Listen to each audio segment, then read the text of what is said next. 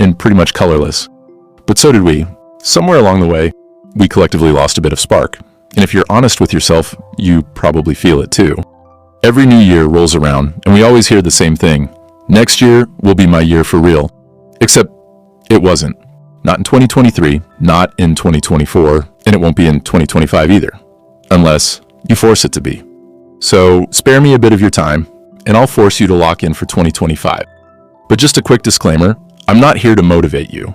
Motivation is a sugar rush, and I'm obviously not selling candy. I'm here to give you the tools, perspective, and kick in the teeth you need to make this your actual year. Like, for real. Now, I'm not going to be too hard on you. I know you've been trying. Or at least you think you have. Maybe you started a bulking plan, but quit after 2 weeks because life got busy. Or you set goals, but they were vague enough to be ignored, like, I want to be better. Better at what? Breathing? You've been doing that since birth. See, trying isn't enough if you're half-assing it. You're not failing because life is unfair, even though, yeah, it is. You're failing because you're waiting for life to miraculously align itself around your vibes. But it won't. You're the one who's got to align themselves with their goals. And to align yourself, you'll need to start where it matters most. Your time. You're probably used to saying, I don't have time. That's funny because you had time to scroll TikTok for 3 hours yesterday. You had time to rewatch the same show for the 4th time because it's absolute cinema. You had time to stare at the ceiling thinking about how you have no time. Did you see it? You have time. You're just bad at using it. If we do the math, you have 24 hours in a day. Let's say you sleep for 8 hours, if you're lucky, work or college for up to 8 as well, and spend 2 hours eating and existing. That leaves 6 hours.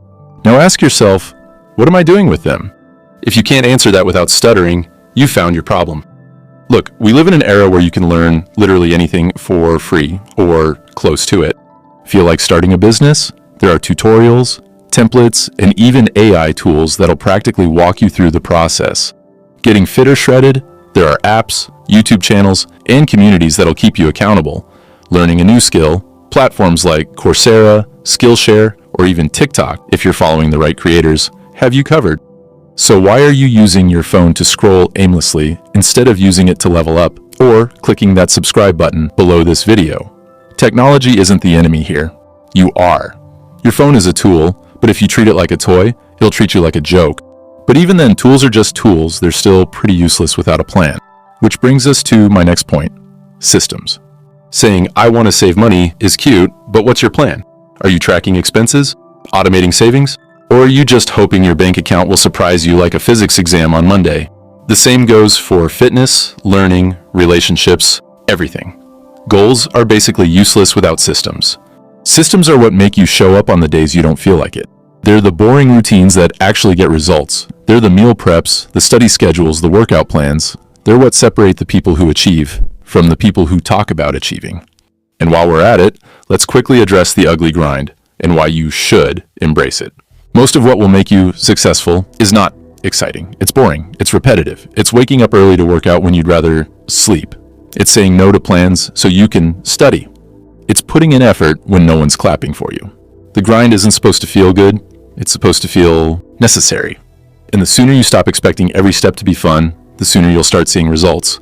Of course, the grind doesn't have to be the good old-fashioned way. Time's changed. You need to be aware and recognize the massive potential and opportunities sitting right in front of you. But you know what else is massive? We are now living in the most resource-rich era of all time. There's no excuse for being ignorant or stagnant. You want to make more money? Lots of money-making opportunities are everywhere. You want to learn coding, public speaking, singing, dancing, drawing, editing, animating, writing, talking to girls, touching grass? Free tutorials exist. You want to get better at anything? Google it. Even if it's not always accurate, you'll still learn something. Do you see it now? You're not struggling because there's a lack of opportunities. You're struggling because you're not grabbing them. And no scrolling through success content isn't the same as actually taking action. You might be watching this video and listening to my advice, but are you actually putting in the work? Stop being a boring, passive consumer of inspiration and start being an active participant in your own life. That being said, there's still one problem. You see, people avoid taking real action because of this one particular idea of balance. You've been sold this idea that you can balance everything perfectly: work, life, growth, rest. Actually, it's not that easy, and it's kind of overrated too. If you want something badly enough, you have to let other things slide, collapse, descend, plummet. That doesn't mean burning out, but it does mean prioritizing like your life depends on it. Because it kind of does. You're not going to achieve your goals by squeezing them into the cracks of your schedule. They need to be front and center, not an afterthought. And in order to be able to do that, you need to answer one big question. Am I really trying? Because it's easy to say you're trying, but are you, really? Or are you just dabbling? There's a difference between effort and consistent effort. One gets you short-term results, if that, and the other transforms your life. Be honest with yourself. If you're not where you want to be, is it because the world is against you?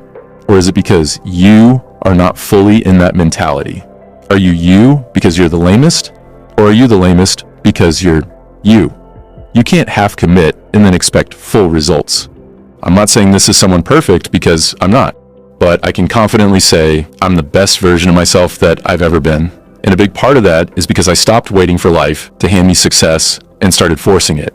Anyways, my point is, if I could do that, what's the reason you can't? I mean, I'm pretty sure you and I are not so different.